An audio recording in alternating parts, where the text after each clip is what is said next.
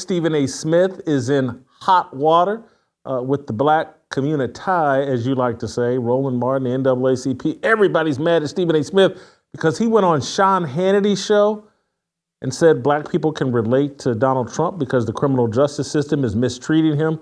This has set off explosions everywhere. Let's watch Stephen A. Smith explain himself. About how black folks, he's hearing that black folks find him relatable because what he's going through is similar to what black Americans have gone through. He wasn't lying.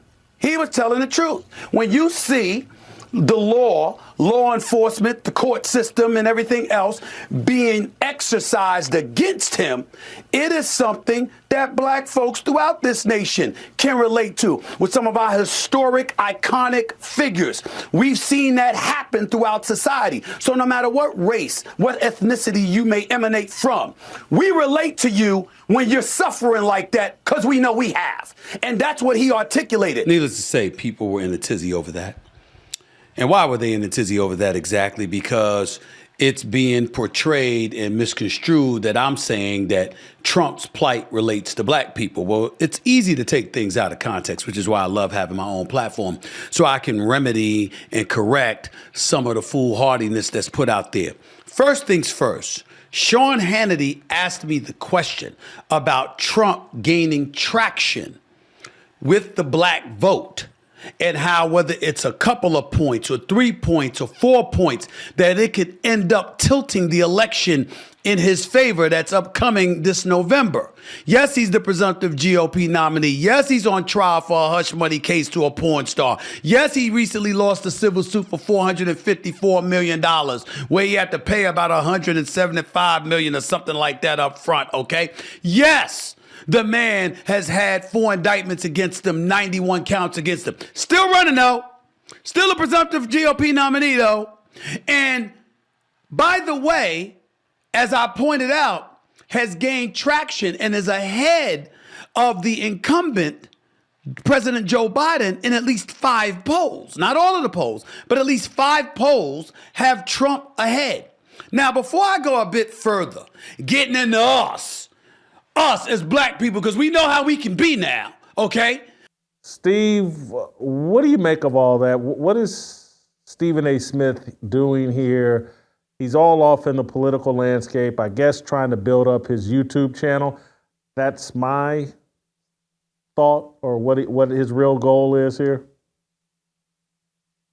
You know, Jason, I think he's playing this game of giving, I don't know if you call it a taciturn endorsement of Trump, but he's basically saying all the reasons why we need to get off the Democratic, I don't want to use that term, but the Democratic Party.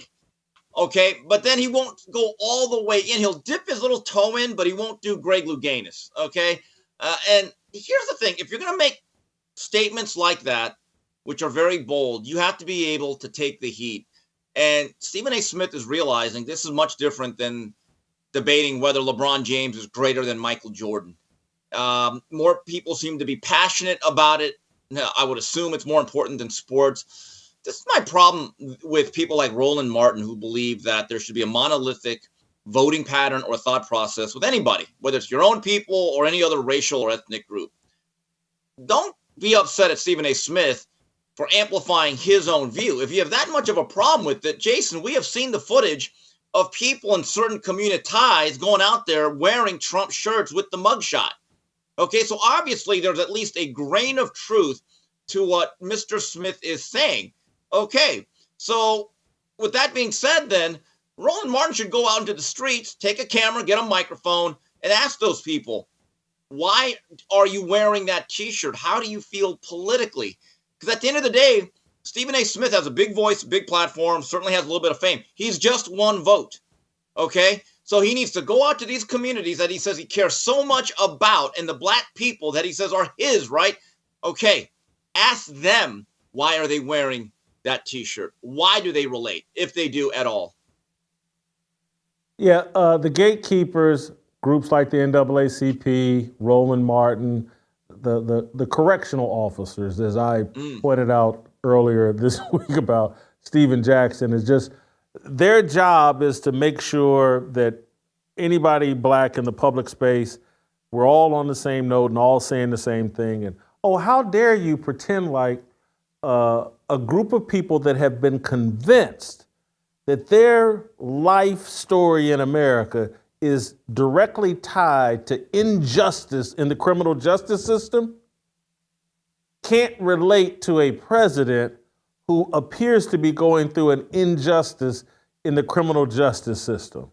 This whole argument that people, black people in particular, can't relate to what Trump is going through, it's a joke.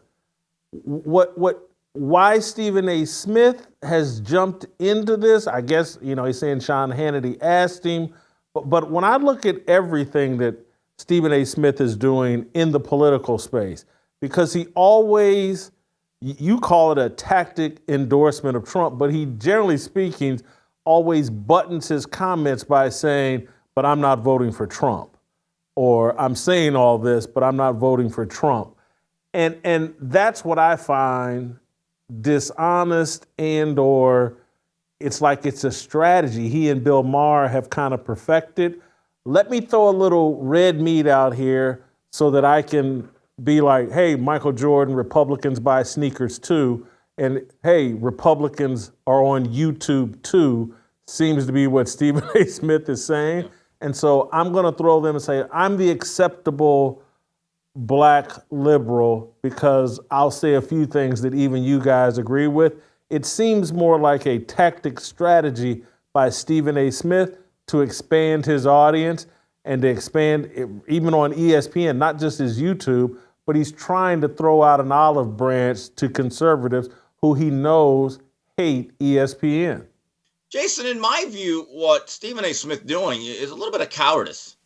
I mean, you're giving all these reasons why you might lean a certain way in November. And again, I'm not going to get into who my endorsement is. No one cares. It's not anyone's business. And I'm not in that position. But there's something he's not saying. Beyond how Trump is being treated by our judicial system or the public perception, here's the elephant in the room. Biden's presidency, to a lot of people, has been ridiculously farcical and bad. When it's all said and done, this is what people care about in America. The economy, and then the economy.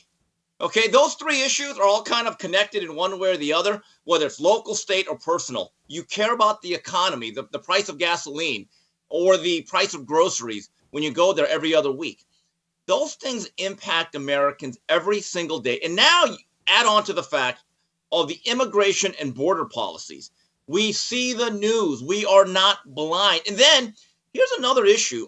When you take a look at this whole leaving the Democratic Party, I said party, even at the local level, you take a look at Brandon Johnson in Chicago, all these super city girl mayors, what's going on. Karen Bass, another one of these highly liberal lefty mayors, she got broken into, our mayor of LA. I wonder if she's saying squatters' rights at this point. I mean, so when you take a look at the worldview and from a local perspective of every individual in America, they may not admit it, but we are not better off. At least this is what I believe. We are not better off than we were about 5-6 years ago. And I think that is the bigger issue. See, I'm kind of with people that are offended by why should we relate to Trump based on criminal charges and persecution? I kind of get that, but I think there's something more that's important. People don't like the state of this country right now.